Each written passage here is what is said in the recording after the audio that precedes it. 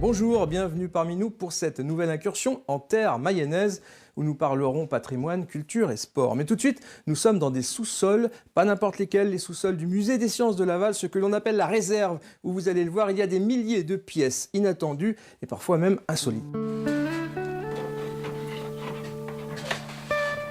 L'endroit est un peu étrange, en tout cas hors du temps. Ici sont entreposées des collections hétéroclites, animaux naturalisés et outils d'un autre siècle, herbiers et fossiles par milliers ou vélos historiques et rarissimes. Le maître des lieux veille depuis près de 20 ans sur ces collections. Alors on trouve absolument de tout ici. Ah oui, il y a à peu près 130 000 objets qui sont confinés dans ces réserves. Donc là, on a notamment des animaux naturalisés, les oiseaux. On a à peu près 600 espèces d'oiseaux. Et aussi 60 000 fossiles, 30 000 herbiers, 30 000 minéraux, entre autres. De quoi s'occuper à tout répertorier, classifier. Des réserves comme celle-ci, il y en a dans tous les musées pour gérer le surplus.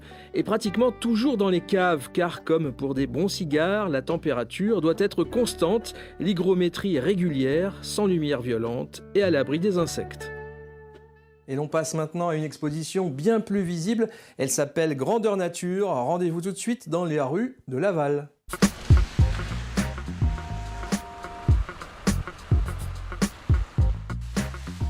Cela s'appelle du street art, une expo dans la ville, dans la rue. Cette fois, des panneaux géants vont faire tourner les têtes.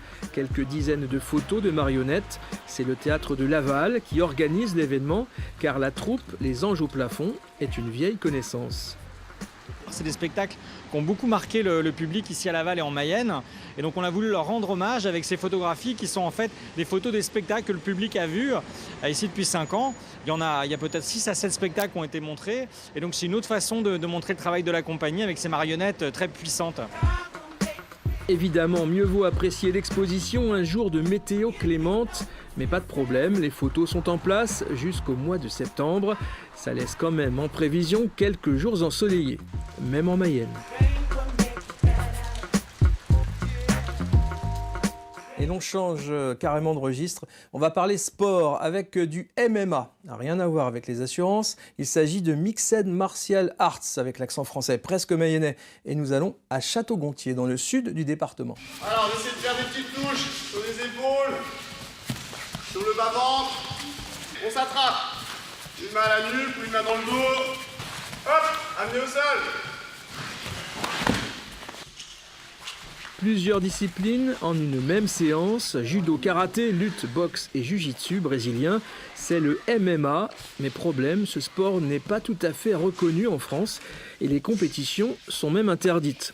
Alors ici en Mayenne, on fait du MMA version soft. Nous, on a appelé ça Jiu-Jitsu Fighting. Donc c'est vraiment une approche. La nuance, c'est que les frappes au sol ne sont pas autorisées au visage ni au corps sur le Jiu-Jitsu Fighting. Alors qu'au MMA, on a le droit de le faire. Et le MMA français, qui était pour le moment en simple comité, devrait dans les semaines qui suivent devenir une vraie fédération. Le prof castro-gontérien Rodrigue, quant à lui, est très demandé en stage à l'étranger, Brésil et Argentine. C'est la Mayenne qui s'exporte sur les tatamis.